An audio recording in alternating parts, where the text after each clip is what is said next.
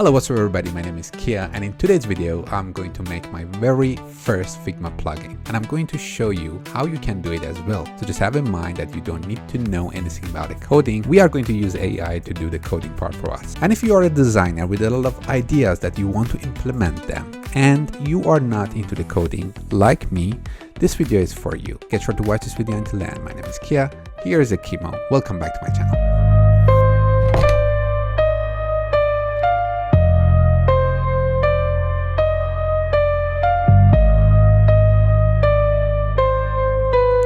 I always had a lot of ideas about different Figma plugins that would have impact on the design process and make the designing more fun, more efficient, and maybe faster. But I've never been into the coding, and I'm not in the coding right now as well. Therefore, this barrier kind of stopped me from building and transforming the ideas that I have into the reality, into the real functional product. But now, thanks to the AI, I can do that as well. This is one of the things that I like from the AI tools, which are making us capable to do the things that we do not have enough knowledge about it. So we can really focus on the thing that we want to achieve without having to kind of obtaining knowledge, which is going to be very hard process. So this collaboration between us and the AI is a very fun process, which I'm going to show you today that how I'm utilizing in order to kind of build my own Figma plugin. So if you're a developer with the coding background and experience, you don't have to watch this video. I guess this video is not very proper for you. And in this video, we're gonna see which kind of tools we can use in order to kind of simplify the process for ourselves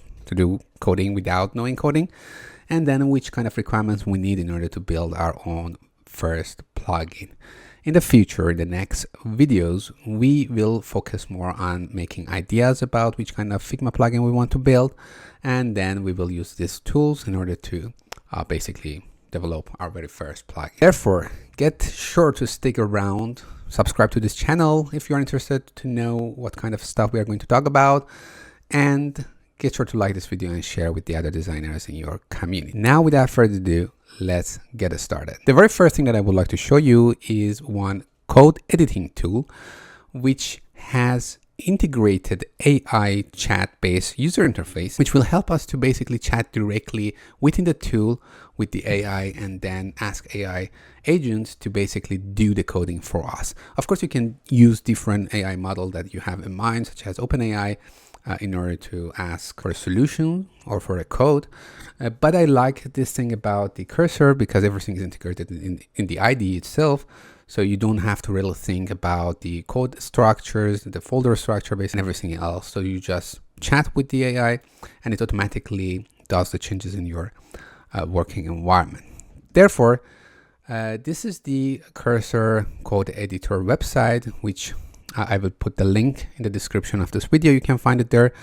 You can just download it easily, and you can find the Windows version and also, I guess, for Mac OS. Yes. So basically there are different versions for every operating system that you might probably need. The second requirement is very obvious. So we would like to make plugin for the Figma. Therefore, we need to have Figma. But it's very important that you need to have a desktop version of the Figma. Therefore, you can basically go to the figma.com/download, and in this page you can find the proper version of the Figma basically for the desktop, and download it very easily and just install it. Now we have the code editor, which will help us to do the development for building the logic and the user interface of our plugin. And then we have the Figma, which we will use in order to do the debugging using the console in the Figma, plus seeing the plugin itself in practice and see how it works. In this step, you need to open your Figma and then make one new design file. It doesn't matter actually how you structure this file, but for now I would like to make one new page, which I name it plugin number 1 without any name for now. There are different ways to make a plugin. The easiest one is the one that I'm going to tell you right now. So first of all, let's go to this menu on top. And when you open this menu, there is one plugin item or plugin section here, in which you can find the development item here in the list. And then you can find this new plugin item here, which you click on it, you will open this menu. So here we need to decide the name of our plugin. We can, I don't know, name it for now. First example. And then we need to decide that we are making this plugin either for multi-products within the Figma working environment. Like, for example, you can use this plugin within the FigJam or Figma slide as well.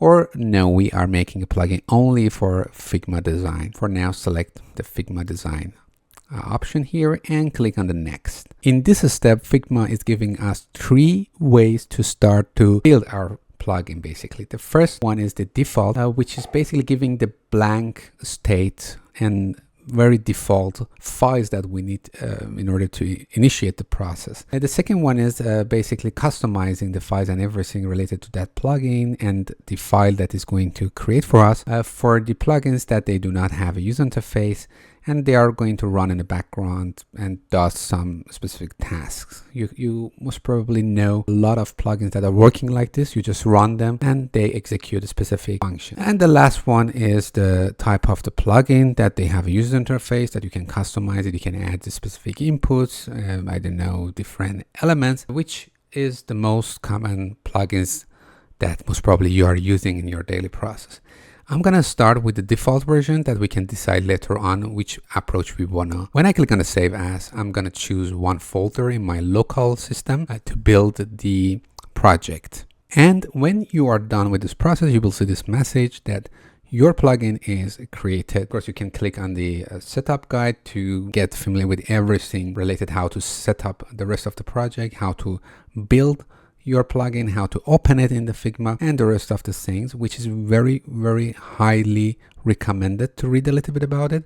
But of course, they are a little bit technical and if you're not familiar with the stuff, it's better to skip at this moment. Later on, slowly, you will get familiar with every part of the plugin and the folder and the project. In the last step, we just created the project file and the rest of the process are going to happen in the cursor. In my case, what we need to do is basically download the dependencies that we need in order to build our Figma plugin, which don't worry about them. We're going to use the AI to kind of deal with this stuff. So now I'm going to open the cursor and from there, we need to first of all open the project, which I'm going to click on this one, this item here. And of course, I'm going to select the folder that I created the Figma plugin there from my local system. And now we can see here in the cursor user interface in the left side, the menu, which is showing basically the folder and the project structure. Right now I have one code.js and one manifest.json file. This code.js is basically the place that I'm going to write down or make and build the main logic of our plugin. The manifest.json file is basically dealing with managing everything related to the plugin, which we don't care very much. But at this point, I would like to split my screen to 2 parts. One side we see the plugin itself and one side we see the Figma page. So I'm going to bring up the Figma and in the right side you can see the cursor. Here in the right panel in the cursor user interface we have our chat interface, which we're going to use in order to interact with the cursor and ask AI to develop the things we have in mind. Right now, if we come here to the action menu in the Figma, when we open that, we can immediately see the first example plugin that we made together. But if we click on this one, nothing gonna happen. What I'm going to do, I'm going to click on this chat input. And here I'm gonna say that I would like to make a Figma plugin. I have already made the code.js and manifest the JSON file. What I'm going to ask is that set up all the requirements and run the plugin for test. So at this moment, everything is going to happen by AI, which we can see right now here, which is saying that it's generating the answer. And after it's done, it's start to do the rest of the process. First thing that it's going to do is going to read the file that we have in our project, and then it's gonna start to recommend what exactly should be done. Here also you have the option to turn off the auto basically process, meaning that if it's recommending you to do something, you can either ignore it, reject it, or you can accept it. For now, I'm gonna accept it. However, I set up the working environment in a way that is automatically doing the changes. For example, here it's explaining that what should be happen.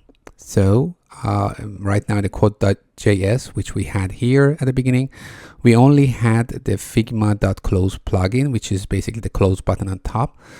And it's a placeholder, and it's right now telling us that we can implement this test basically plugin, which is going to create a rectangle for us. I'm not sure what exactly is going to happen, but we will see. Now let's see. It says that what is the next step for us? We need to open the Figma and run the plugin.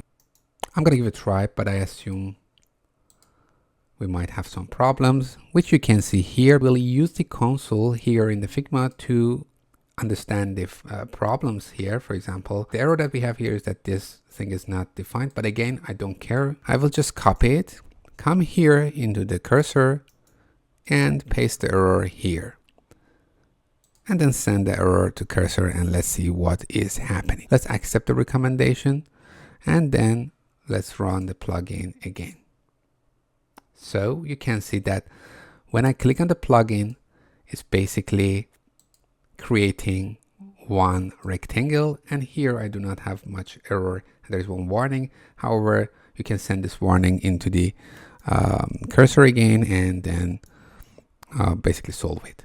But yes, one more time, I open the menu, I click on our plugin, and our plugin is basically creating a rectangle, which if you look at the code here, you can see the logic. So basically a plugin is going to make a rectangle in this position, and with this size 100 pixel to 100 pixel, the color is going to be gray here and everything else. Now I would like to ask cursor to make an user interface for plugin with a button that user can create the rectangles by clicking on the button. Okay. Now let's wait.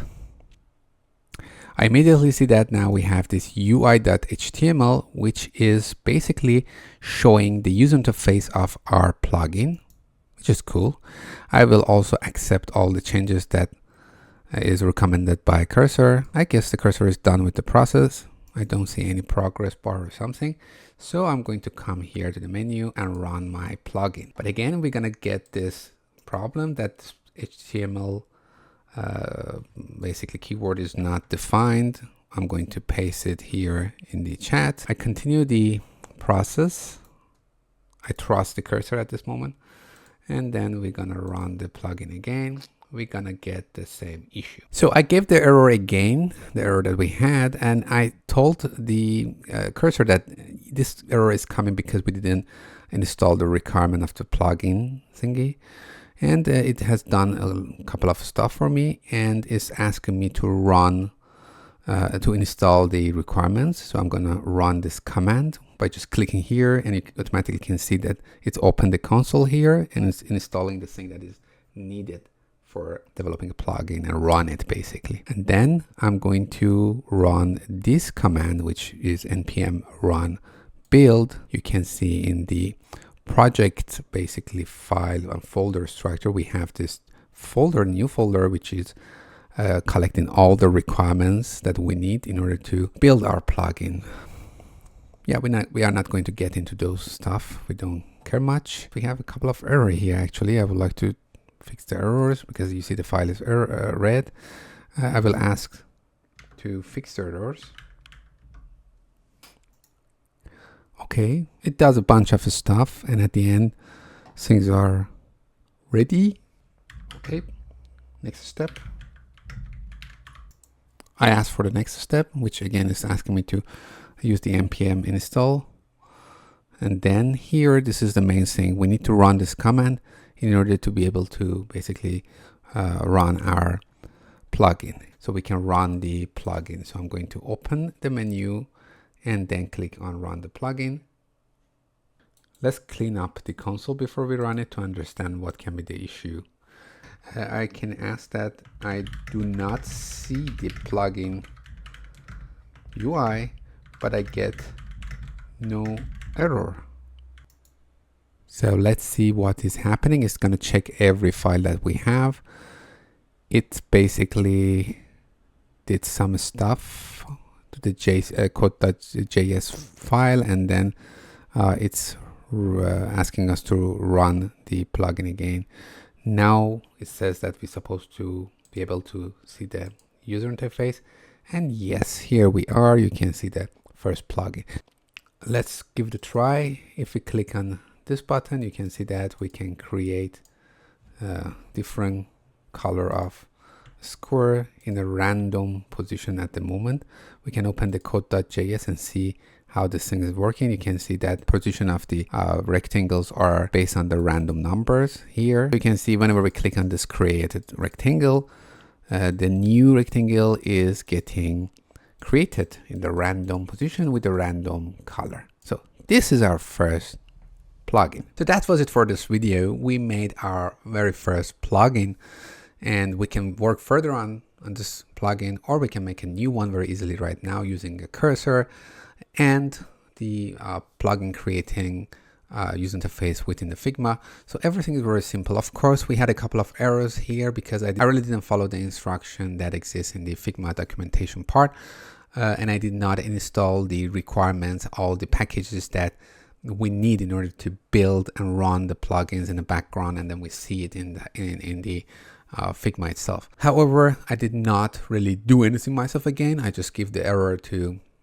basically cursor, and the cursor deal with everything else. I have to mention that at this moment our error and the problem weren't that huge and big, therefore cursor really deal with everything easily. When we go further and we build more complex logic working in the background of our plugin, the errors are going to also get a bit bigger and more confusing. So it's very, very important that in every step that you are going further in this process, you try also get a little bit familiar with the structure of your project, to understand the purpose of each file and the code that exists in every of them a little bit. You don't have to really get into the detail, because later on when you kind of face any problem, you can help the cursor to kind of solve the problem in the way that you want. That was it for this video. Hope you learned something new, and if it was so, please don't forget to like this video and share it with the other designers in your community.